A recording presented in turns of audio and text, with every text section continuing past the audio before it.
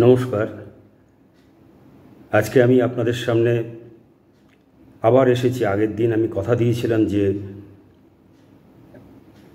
আচার্য পরম্পরা বিষয়ে বাগ্মীপ্রবর প্রলয় মজুমদার এই ভিডিওর উপর আমি আপনাদের সামনে যে প্রলয়বাবু বক্তব্য রেখেছেন সেই বক্তব্য সম্পর্কে আমি বিশ্লেষণ করেছি আগের দুটো ভিডিওতে। আজকে আমি আপনাদের সামনে তিনি তার ভিডিওতে আচার্য প্রথা আচার্য পরম্পরা সম্পর্কে তার বক্তব্য রেখেছেন এবং তিনি এও বলেছেন যে বর্দা পরবর্তী সৎসঙ্গে শ্রী শ্রী দাদার আচার্য পদে অভিষিক্ত হওয়াকে কেন্দ্র করে শিক্ষা ব্যবস্থার কথা টেনে এনে প্রকাশ্যে সোশ্যাল মিডিয়ায় তার আপত্তির কথা জানিয়েছেন। তিনি বলেছেন, শিক্ষাগুরু যার কাছে আপনি অ আ শিখেছেন তার ছেলে আপনাকে পড়ায় না। তারপরে স্কুল কলেজে বিশ্ববিদ্যালয়ে যারা শিক্ষকতা করেন তারা প্রত্যেকেই আপনার শিক্ষা আচার্য, কিন্তু তাদের সন্তানেরা আপনার আচার্য হন না। অর্থাৎ তিনি তার বক্তব্যের মধ্যে দিয়ে পরিষ্কার করে বলে দিলেন তিনি শ্রী শ্রী ঠাকুরের কাছে যেহেতু দীক্ষা গ্রহণ করেছেন সেহেতু তিনি শ্রী ঠাকুরের প্রথম সন্তান সৎসঙ্গের সবার বড় ভাই শ্রী শ্রী বর্দাকে আচার্য হিসেবে মানতে পারবেন না, আর শ্রী শ্রী দাদাকে তো নয়, প্রশ্নই উঠছে না। যাই হোক, আমি এই বিষয়ে এখন আমার বক্তব্য আপনাদের কাছে তুলে ধরব। আর পরবর্তী ভিডিওতে আমি প্রলয়বাবু যা বলেছেন তার শেষ পর্যায়ে এসে শিক্ষা ব্যবস্থা যে বিষয়টা তুলে এনেছেন সে ব্যাপারে আমি আমার বক্তব্য রাখব। তো আজকে বক্তব্য তুলে ধরার আগে আপনাদের কাছে আমার অনুরোধ, আপনারা আপনাদের সুচিন্তিত গঠনমূলক মতামত দিয়ে সত্যকে অন্বেষণ করে সত্য মিথ্যার অবসান ঘটিয়ে সাধারণ সৎসঙ্গীদের মধ্যে যে মিথ্যের বীজ বপন করা হয়েছে 55 বছর ধরে তা উৎখাত করে পরস্পরের মধ্যে মহামিলনের ক্ষেত্র তৈরিতে এগিয়ে আসবেন। এটা আমার আন্তরিক সহজ সরল আপনাদের কাছে আমার আবেদন। এই আবেদন মানা বা না মানা এটা সম্পূর্ণ ব্যক্তিগত ব্যাপার। যারা যারা আমার ভিডিও দেখছেন আপনারা আমার আবেদন মানতেও পারেন, আবার অমান্য বা অস্বীকার করতেও পারেন, এটা আপনাদের অধিকারের মধ্যে পড়ে। আর প্রলয়বাবু সম্পর্কে আমি বলতে চাই, ওনাকে আমি বলতে চাই যে আপনি শ্রী শ্রী ঠাকুরকে ছাড়া আর কাউকে আচার্য মানতে পারবেন না, কারণ তার কাছে আপনার কাছে আচার্য একমাত্র শ্রী ঠাকুর। তাই অত অপ্রাসঙ্গিক ও অর্থহীন কথার অবতারণা করেছেন জিলিপির প্যাঁচের মতো ক্রমাগত ঘুরিয়ে ঘুরিয়ে নানা রঙিন শব্দের মালা গেঁথে গেঁথে আর ঘুরিয়ে ফিরিয়ে সেই এক কথার চাকরি পিসিং অ্যান্ড পিসিং পিসিং অ্যান্ড পুশিং করে করে আপনার কথার সমর্থনে প্রমাণ করতে চেয়েছেন আপনি সঠিক। আবার ভক্তির আতিশয্যে নিন্দা সমালোচনা না করার জন্য ও কারো দোষ ত্রুটি না ধরার জন্য ভালো হৃদয়বান ইষ্টপ্রাণ ঐশ্বরকোটি ভক্তের মতো আবেগে চোখের জলও ফেলেছেন শ্রী শ্রী বর্দা ও তার পরিবারের দিকে তির্যক দৃষ্টিতে অভিযোগের আঙ্গুল তুলে সৎসঙ্গীদের মাঝে ও জনসমাজে তাদের কলঙ্কিত করে ও পায়ের তলায় ফেলে। আচ্ছা, আপনি তো জানেন আচার্য প্রশ্নে শ্রী ঠাকুর অনেক বাণী দিয়েছেন। আপনারা সেগুলির থেকে খুঁজে খুঁজে বেছে বেছে বের করে আপনাদের সমর্থনে সেই বাণীগুলি হাতিয়ার করে সমালোচনা, নিন্দা, কুৎসা, অপমান, অশ্রদ্ধার হামলা চালিয়েছেন শ্রী শ্রী বর্দা ও তার পরিবারের ওপর আজ 55 বছর ধরে ক্রমাগত। আর নতুন কিছু আজ পর্যন্ত খুঁজে পাননি। আর নতুন যারাই আপনাদের এই বিষাক্ত ঘোল খায় তারা কোনো কিছু না জেনে, না পড়ে, না অনুসন্ধান করে, না সঙ্গ করে, না উভয় পক্ষের কথা শুনে চটজলদি আপনাদের কথা বেদ বাক্য মনে করে, আপনাদের মহান ইষ্টপ্রাণ ভক্ত মনে করে, আপনাদের বাছা বাছা বাণীগুলি পড়ে অন্তর্নিহিত অর্থ না বুঝে আপনাদের সংগ্রহ করা বাণীগুলি ছাড়া শ্রী ঠাকুরের যে আরও বহু বাণী আছে যেগুলি আপনারা সযত্নে এড়িয়ে গেছেন, সেগুলির খোঁজ না রেখে, গবেষণা তো দূরের কথা, মিনিমাম কৌতূহলে খুঁজে না দেখে আপনাদের সেই শ্রী বর্দার বিরুদ্ধে যে ওই একই বস্তা পচা কুৎসা, নিন্দা, অপবাদ, অশ্রদ্ধা, অপমানে ভরা শিখিয়ে দেওয়া যে প্রশ্নগুলি, সেই প্রশ্নগুলি তোতা পাখির মতো আওড়ায়, তারপর যখন পাল্টা প্রশ্ন ও উত্তর আসে তখন আর তার উত্তর খুঁজে না পেয়ে সরাসরি গালাগালি, খিস্তি, খেউর করে, নকল আইডি তৈরি করে, মুখ লুকিয়ে নাম ভারিয়ে তারা পরবর্তী সময়ে সরে পড়ে। কেন? আপনাদের হয়ে যারা ময়দানে লড়াই করতে নামে তারা মুখ লুকিয়ে, নাম ভারিয়ে, ছদ্মবেশে উগ্রপন্থীদের মতো আসে কেন? এখানে কিসের ভয়? কেন ভয়? আমরা যদি সত্যি সত্যি সৎসঙ্গী হই তাহলে সত্য জানার ইচ্ছা নিয়ে কেন আসে না তারা? উগ্রপন্থীদের মতো কেন উগ্রতার বশবর্তী হয়ে আসে? এই ভিডিওর মাধ্যমে যারা শ্রী ঠাকুর অনুকূলচন্দ্র সৃষ্ট সৎসঙ্গ কেন্দ্রের বিরোধী তাদের বলতে চাই, যদি সত্যি সত্যি সৎসঙ্গী হয়ে থাকেন আসুন আমরা সত্য অনুসন্ধান করি ও সত্যকে অনুসরণ করি যা শ্রী ঠাকুর চান। আমি আমার আহ্বান জানালাম, গ্রহণও করতে পারেন, বর্জনও করতে পারেন, সিদ্ধান্ত ব্যক্তিগত, কিন্তু শালীনতা ও ভদ্রতা অবশ্যই কাম্য, যেহেতু আমরা উভয়ই শ্রী ঠাকুর অনুকূলচন্দ্রের সন্তান। এর সঙ্গে আমি প্রলয়বাবুর কাছেও আমি আমার আহ্বান জানাই যে আসুন আমরা একটা বিতর্কিত বিষয়, সে বিতর্কিত বিষয়ে আমরা পরস্পর একটা সৌহার্দ্যপূর্ণ পরিবেশ তৈরি করে আমরা আলোচনা করি। আপনি বা আমি উভয়ই, বা আপনারা বা আমরা যারা আজকে এই বিষয়গুলো নিয়ে চর্চা করি তারা যে কোনো এক পক্ষ ভুল, এক পক্ষ ঠিক, তা আমরা আলোচনার মাধ্যমে আমরা শ্রী ঠাকুরের মুখে হাসি ফোটাতে পারি। তো যাই হোক, আমি এবার প্রলয়বাবুকে অনুরোধ করছি, আচার্য সম্পর্কে শ্রী ঠাকুর আরও যে বাণী দিয়েছেন সেই বাণীগুলির কয়েকটা আমি এখানে তুলে ধরছি। দয়া করে আপনি সেগুলির ব্যাখ্যা দিয়ে আমাদের বিভ্রান্তি দূর করে দেবেন, কারণ আপামর সাধারণ ভাঙাচোরা সৎসঙ্গী আজ এই প্রশ্নে বিভ্রান্ত। তাই আপনাদের মতো জ্ঞানী, প্রজ্ঞাবান, সাধক সৎসঙ্গীদের দ্বারস্থ সৎসঙ্গী সমাজ। তা আমি শ্রী ঠাকুরের আচার্য সম্পর্কে প্রথম বাণীটা আপনাদের সামনে আমি তুলে ধরতে চাইছি। 1 নম্বর ঠাকুরের বাণী, আচার্যের আবির্ভাবে সাধ্যায়ী গুরুর গুরুত্ব অর্শে আচার্যে, যিনি আচরণ করে জেনেছেন। ঠাকুর কি বললেন? বলছেন আচার্যের আবির্ভাবে সাধ্যায়ী গুরুর গুরুত্ব অর্শে আচার্যে, যিনি আচরণ করে জেনেছেন। তা সাধ্যায়ী গুরুকে সাধারণ যারা শ্রোতা আপনারা শুনছেন তাদের জন্য আমি এটা সহজ সরল করে দিচ্ছি আপনারা যাতে বুঝতে পারেন। প্রলয়বাবু তিনি এই ব্যাপারটা তা বাণীর অন্তর্নিহিত অর্থ নিশ্চয়ই বুঝতে পারেন। সাধারণ সৎসঙ্গী যারা ভিডিও আমার দেখছেন, শুনছেন, তাদের কাছে আমি আরও সহজ করে দিতে চাইছি। তাই জন্য আমি বলছি সাধ্যায়ী মানে যে নিজেকে অধ্যয়ন করতে পেরেছেন, অর্থাৎ আমি কে এটা জানতে পেরেছেন, এবং বেদ ইত্যাদি পবিত্র গ্রন্থ যিনি অধ্যয়ন করেন, আবৃত্তি করেন। আর অর্শে মানে বর্তানো, অর্থাৎ বর্তায় মানে একজনের থেকে আরেকজনের উপরে চলে যায়। তাহলে আচার্যের আবির্ভাবে মানে যখন আচার্যের আবির্ভাব হয় তখন সাধ্যায়ী গুরু যিনি,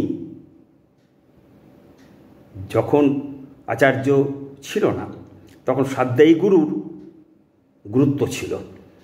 তো আচার্য যখন আবির্ভূত হলেন, তাই আচার্যের আবির্ভাবে সাধ্যায়ী গুরুর গুরুত্ব অর্শে আচার্যে মানে আচার্যের আবির্ভাবে সাধ্যায়ী গুরুর যে গুরুত্ব ছিল সেই গুরুত্বটা আচার্যের উপর চলে এলো। আচার্যকে যিনি আচরণ করে জেনেছেন। আবার পুরুষোত্তমের আবির্ভাবে আচার্যের গুরুত্ব অর্শে পুরুষোত্তমে। তা পরিষ্কার ঠাকুর বলছেন, পুরুষোত্তম যখন আসেন তখন যিনি আচার্য তার যে গুরুত্ব, সেই গুরুত্ব পুরুষোত্তমের উপরে গিয়ে বর্তায়। পুরুষোত্তম সম্পর্কে ঠাকুর বলছেন, তিনি একাধারে গুরু, আচার্য ও বৈশিষ্ট্যপালী আপূরয়মান পুরুষোত্তম। যখন আচার্য বা পুরুষোত্তম না থাকেন তখন স্বাধ্যায়ী গুরুতেই তাদের গুরুত্ব অর্শে থাকে। পরিষ্কার বললেন, যখন আচার্যও থাকেন না, পুরুষোত্তমও থাকেন না, তখন স্বাধ্যায়ী গুরু যিনি, সেই গুরুতেই আচার্য বা পুরুষোত্তমের যে গুরুত্ব, সেই গুরুত্ব স্বাধ্যায়ী গুরুর উপরেই বর্তায়। যখন পুরুষোত্তম না থাকেন, আচার্য থাকেন, তখন আচার্যই গ্রহণীয়। পুরুষোত্তমের অভ্যুদয়ে আচার্য, গুরু প্রভৃতি সকলেই তাঁতে শত সন্দীপনায় সার্থক হয়ে ওঠেন, পুরশ্চরণী অনুদীপনায়।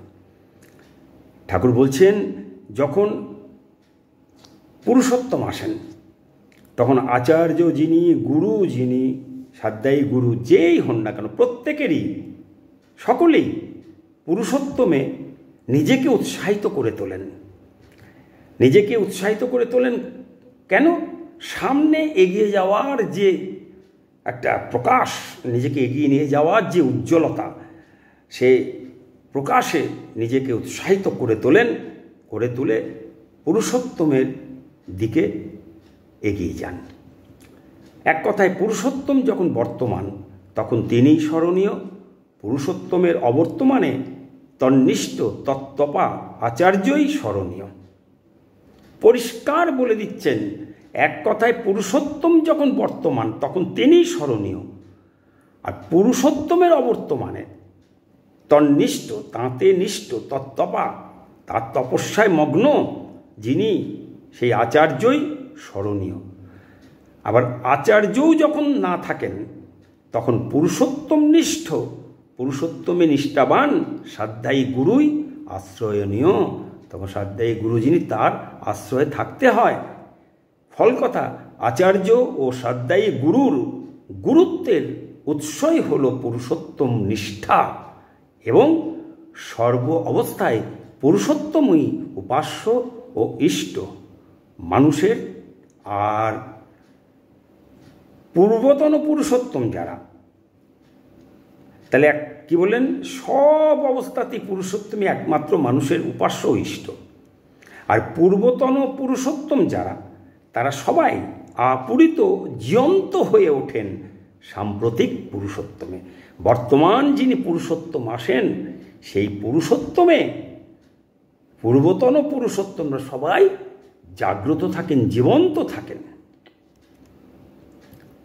ঠাকুর এ সম্পর্কে পরিষ্কার বললেন।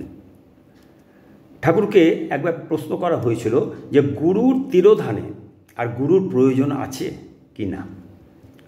ঠাকুর তার উত্তরে বলেছিলেন, গুরুর তিরোধান যদি হয় তখন তিনি মূর্তি গ্রহণ করেন আচার্যের ভিতর। আচার্য দেব ভব না কি কয়? আচার্য যার আচরণকে অনুসরণ করে আমরা সমৃদ্ধ হয়ে উঠি। তাহলে ঠাকুর কি বললেন? পরিষ্কার বললেন যে গুরুর তিরোধান যদি হয় তখন গুরুর অবর্তমানে গুরু মূর্তি গ্রহণ করেন আচার্যের ভিতর। আচার্য দেব ভব না কি কয়? ঠাকুর বললেন আচার্য দেব ভব মানে হলো আচার্য দেবী সত্তা, আচার্য দেবী স্থিতি, উৎপত্তি, জন্ম, ইহলোকম, সংসার, ঈশ্বর, শিব ও মঙ্গল, অর্থাৎ তার মধ্যে স্বয়ং পুরুষোত্তম জীবন্ত থাকেন। আবার ঠাকুর বললেন, গুরু পুরুষোত্তমকে ডাইরেক্ট সরাসরি যারা না পায় তারা তদনুবর্তী আচার্য পরম্পরার ভিতর দিয়ে তার ভাবটাই কিছু না কিছু পায়। বলছে যারা ডাইরেক্ট পুরুষোত্তমকে পায়, এখন যারা ঠাকুরের দীক্ষা নিচ্ছেন, এখন তো ঠাকুর দেহরূপে নেই, তিনি সূক্ষ্ম দেহে আছেন, তিনি আচার্যদেবের ভেতরে মূর্ত হয়ে রয়েছেন। তো ডাইরেক্ট এখন পুরুষোত্তমকে যারা পাচ্ছে না, তারা কার মধ্যে ঠাকুরকে পাবে, পুরুষোত্তমকে পাবে? বলছে তদনুবর্তী আচার্য পরম্পরার ভিতর দিয়ে তার ভাবটায়, মানে পুরুষোত্তমের ভাবটায় কিছু না কিছু পায়। তাহলে আজকে যারা ঠাকুরের কাছে আসছেন, দীক্ষিত হচ্ছেন, তারা ঠাকুরকে পান, ঠাকুরের ভাবটা পান বর্তমান আচার্যদেব শ্রী বাবাই দাদার মধ্যে দিয়ে। ওই ভাব যখন মলিন বা ম্লান হয়ে যায়, উবে যাবার মতো হয়, বিকৃতিতে আচ্ছন্ন হয়ে ওঠে, মানুষকে ঈশী স্পর্শে সঞ্জীবিত করে তোলবার জন্য তখন তিনি আবার মানুষ হয়ে আসেন। দেখুন পরিষ্কার তিনি বলছেন এই কথা, যে যখন ওই ভাব আচার্য পরম্পরার ভিতর দিয়ে আস্তে আস্তে ম্লান হয়ে যাবে, মলিন হয়ে যাবে, উড়ে যাবে, উবে যাবার মতো হবে, বিকৃতিতে আচ্ছন্ন হয়ে যাবে, তখন মানুষকে আবার ঈশী স্পর্শে সঞ্জীবিত করে তোলবার জন্য দয়াল ঠাকুর তিনি আবার মানুষ হয়ে আসবেন। তাহলে আমরা কি দেখলাম, যে আচার্য যিনি, তিনি তার অনুগামী, পুরুষোত্তমের অনুগামী, সেই অনুযায়ী আর তার পরম্পরা চলছে।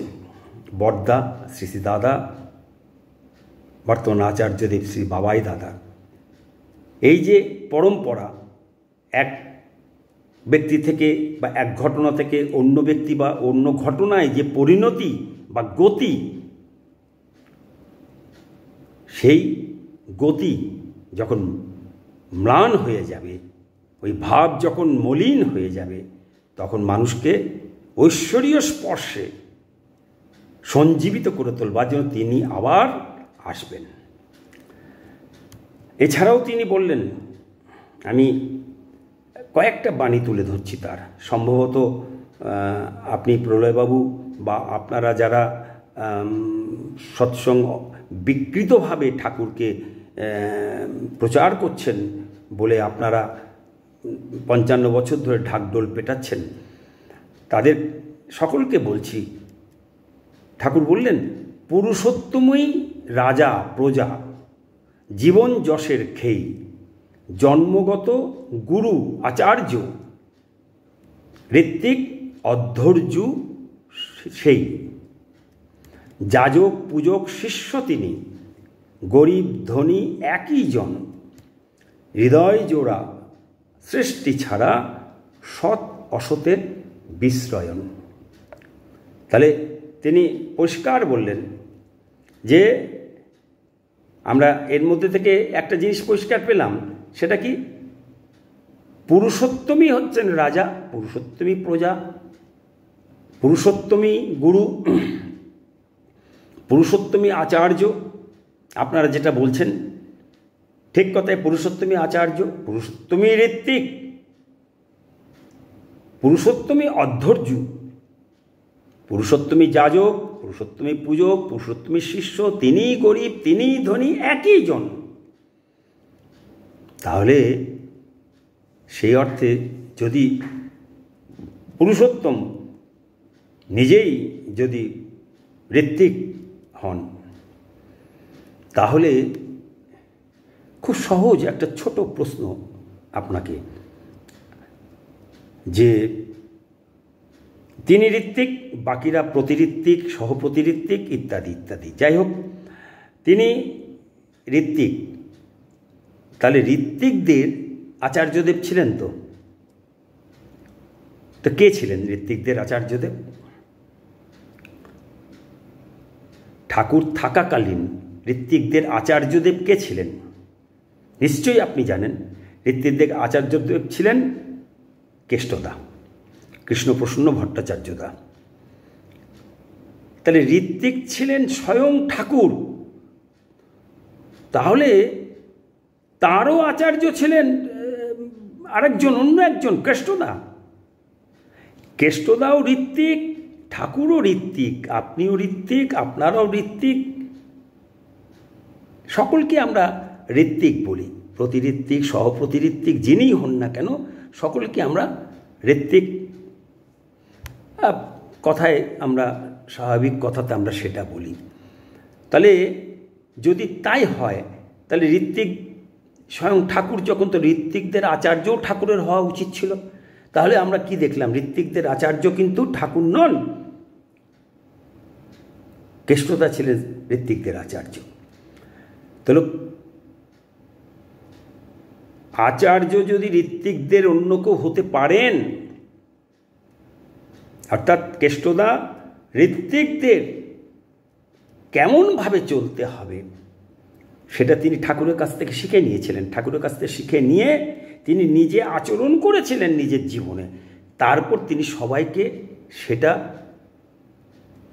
শিখিয়ে দিতেন, দেখিয়ে দিতেন, বুঝিয়ে দিতেন, বলে দিতেন, জানিয়ে দিতেন।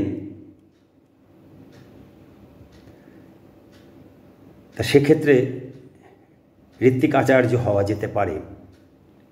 আর শ্রী ঠাকুরের অবর্তমানে শ্রী ঠাকুরকে কেমনভাবে আমরা নিয়ে চলব, কেমনভাবে মাথায় করে চলব, সেটা দেখিয়ে দেওয়ার জন্য আমাদের একজন দরকার নেই, ছিল না আমাদের দরকার। যাই হোক, আমি আর একটা বাণী বলছি। ইষ্ট রাগে অটুট যিনি, সাধন আচার শীলবান, আচার্য গুরু তিনিই জানিস, ইষ্ট স্বার্থ প্রতিষ্ঠাবান। ইষ্ট রাগে অর্থাৎ ইষ্টের রঙে, ইষ্টের প্রেমে, ইষ্টের অনুরাগে, ইষ্টের আসক্তিতে যিনি অটুট, অচ্যুত, অস্খলিত যিনি, সাধন আচার শীলবান, যিনি সাধনা, আরাধনা, আচরণ করেছেন, যে সদাচার, সেই সদাচার মেনে চলেছেন যেখান থেকে উৎপত্তি, সেই আচার্য গুরু তিনিই জানিস, তাকেই আচার্য গুরু বলা হচ্ছে। ইষ্ট স্বার্থ প্রতিষ্ঠাবান, ইষ্টের স্বার্থকে প্রতিষ্ঠা করে চলেছে। ইষ্টকে আমাদের সামনে জীবন্ত ইষ্ট, রক্ত মাংসের ইষ্টকে ঠাকুর স্বয়ং, তো তাকে প্রতিষ্ঠা করছেন যিনি, তিনি তার আচরণ দিয়ে, তার আচার দিয়ে করে এবং করিয়ে তিনি ইষ্টের রঙে রাঙিয়ে রেখে, ঠাকুরের রঙে নিজেকে রাঙিয়ে রেখে, ঠাকুরের প্রেমে নিজেকে মাতাল করে দিয়ে, তার অনুরাগে, তার আসক্তিতে তিনি মগ্ন হয়ে গিয়ে তার প্রতিষ্ঠায় তিনি মগ্ন। আবার বলছেন, ইষ্ট জানিস পুরুষোত্তমে, আসেন ধর্ম স্থাপনায়। ইষ্ট জানিস পুরুষোত্তমে, পুরুষোত্তমকে ইষ্ট বলে তিনি বলছেন। তিনি আসেন ধর্ম স্থাপনায়, ধর্ম স্থাপন করতে তিনি আসেন। গুরু জানিস তারই পার্শ্বদ, তার পার্শ্বদ হিসেবে যিনি থাকেন তিনি গুরু, তাকেই বহেন দুনিয়ায়। সেই গুরুকে, সেই যে তার পার্শ্বদ যিনি, সেই ইষ্ট বা পুরুষোত্তমকে যিনি ধর্ম স্থাপন করার জন্য আসেন, তাকেই বহন করে নিয়ে চলে।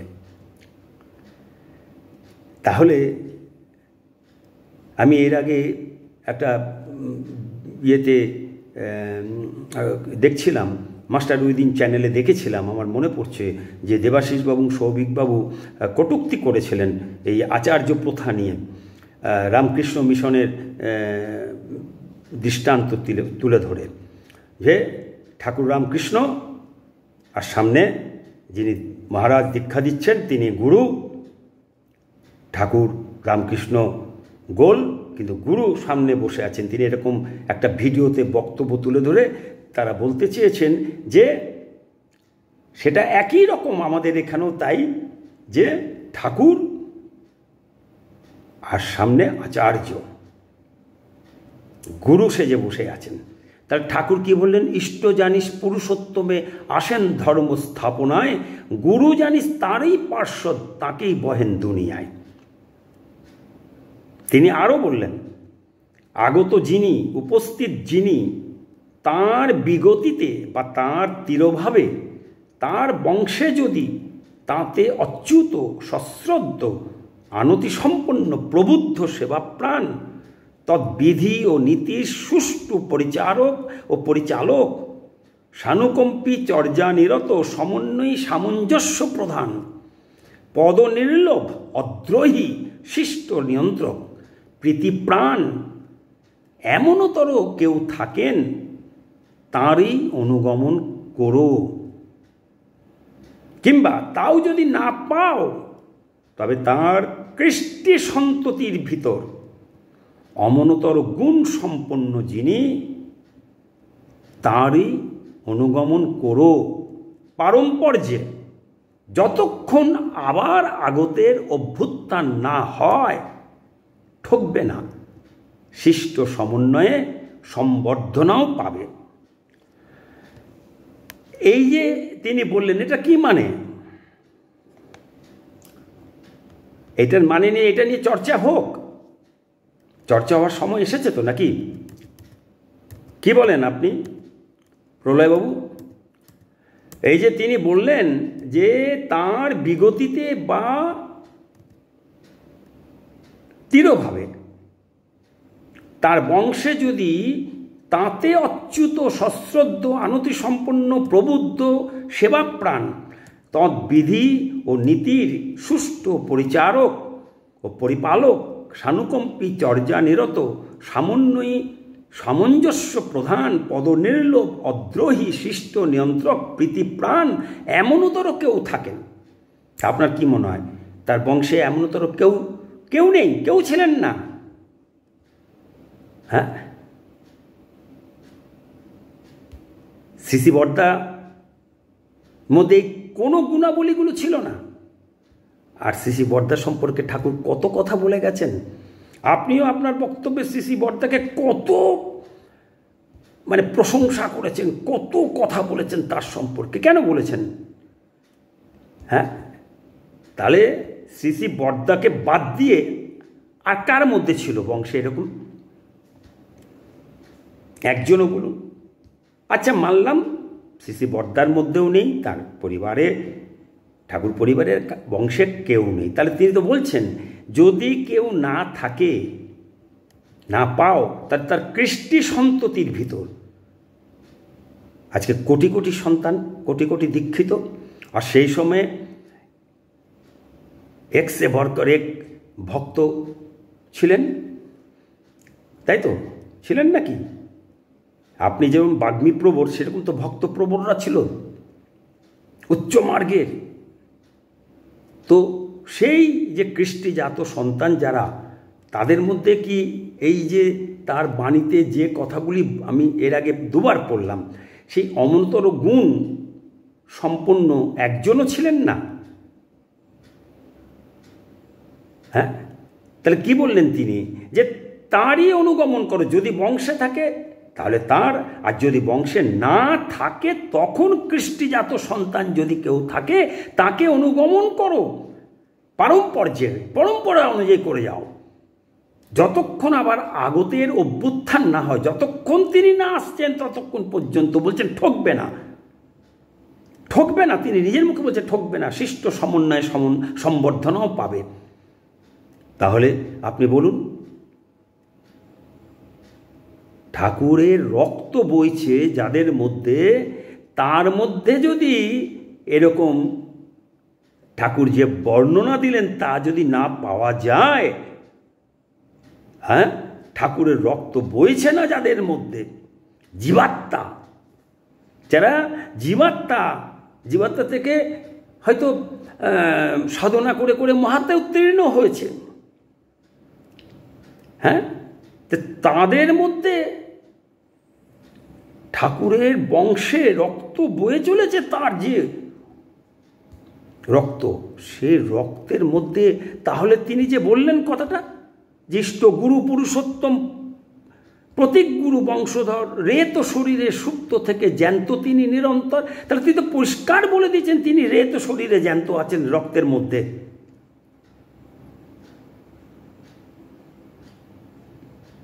আশা করি ব্যাপারটা বুঝতে পারছেন আমি কি বলতে চাইছি, আপনারা যারা শুনছেন, এবং প্রলয়বাবুও নিশ্চয়ই এ কথার উত্তর দেবেন। তো যাই হোক, আপনার ভিডিওতে বক্তৃতা শুনেছি, আপনি বাকপটু, শব্দের মায়াজাল তৈরি করে কথার জাল বিস্তারে আপনি পটু, দক্ষ, কিন্তু আপনি যে বাক সিদ্ধ নন এটা সম্ভবত আপনার অজানা, আর তাই আপনার ঈশ্বর সাধনা ব্যর্থ। কারণ প্রকৃত ঈশ্বর সাধক বাকসিদ্ধ পুরুষ হয়, যেটা সম্প্রতি শ্রী শ্রী আচার্যদেবের মধ্যে, বর্তমান আচার্যদেবের মধ্যে প্রকট, যার জন্য দেশ বিদেশের হাজার হাজার মানুষ প্রতিদিন ছুটে আসছেন শ্রী শ্রী আচার্যদেব বাবাই দাদার দর্শন লাভের জন্য ও সমস্যা সমাধানের মোক্ষম সূত্র পাওয়ার জন্য। শ্রী ঠাকুর শ্রী শ্রী আচার্যদেবের মধ্যে রেত শরীরে মধ্য গগনের জ্বলন্ত সূর্যের মতো ভয়ঙ্করভাবে প্রকট, আবার কখনো বা মন প্রাণ হৃদয় জোড়ানো পূর্ণিমার চাঁদের আলো স্নিগ্ধতা ছড়িয়ে শান্ত সমাহিত। সম্ভবত আপনি সেরূপ দেখেননি, এটা আপনার দুর্ভাগ্য। আপনি এটা মনে করবেন না আমি ভাতকে অন্ন বলা কালকের যোগী। আজ 70 বছর হতে চলল এই অভিজ্ঞতা উপলব্ধির ভাড়ার। আমার এই অভিজ্ঞতা উপলব্ধি যে ভুল, ভ্রান্ত, মিথ্যা সেটা জানার জন্য আমি আপনার শরণাপন্ন। জীবন সায়ান্নে এসে আমি এই মতবিরোধের সত্য জানার জন্য, উৎস জানার জন্য, কারণ জানার জন্য, কেন এই মতবিরোধ শুরু হলো সেটা তার কারণ জানার জন্য আপনার কাছে শ্রী ঠাকুরের বলা আচার্য সম্পর্কিত বাণী নিয়েই আমি হাজির হয়েছি। আপনি আমাকে শ্রী ঠাকুরের উপরে আমি যেগুলো বললাম, যে বাণীগুলি সে ব্যাখ্যা করে দিন, এবং আমাকেও তামাম সাধারণ, একদম সাধারণ সৎসঙ্গীদের ভুল পথে চলা থেকে উদ্ধার করুন। আজ এই পর্যন্ত। আমার পরবর্তী ভিডিওতে শ্রদ্ধেয় প্রলয় মজুমদার দা তার আচার্য পরম্পরা বিষয়ে বাগ্মীপ্রবর শ্রদ্ধেয় প্রলয় মজুমদার এই ভিডিও শেষ অংশে শ্রী শ্রী দাদার সৎসঙ্গের আচার্য পদে অভিষিক্ত হওয়াকে কেন্দ্র করে যে শিক্ষা ব্যবস্থার কথা টেনে এনেছেন, আমি সেই বিষয়ে আমার যুক্তিপূর্ণ বক্তব্য তুলে ধরব। আপনারা সেই সময় আমার সঙ্গে অবশ্যই থাকবেন প্রতিবারের মতো, এই আশা রেখে আমি আজকের মতো বিদায় নিচ্ছি। পরমপিতার রাতুল চরণে আপনাদের সকলের মঙ্গল প্রার্থনা করি। নমস্কার, জয় গুরু।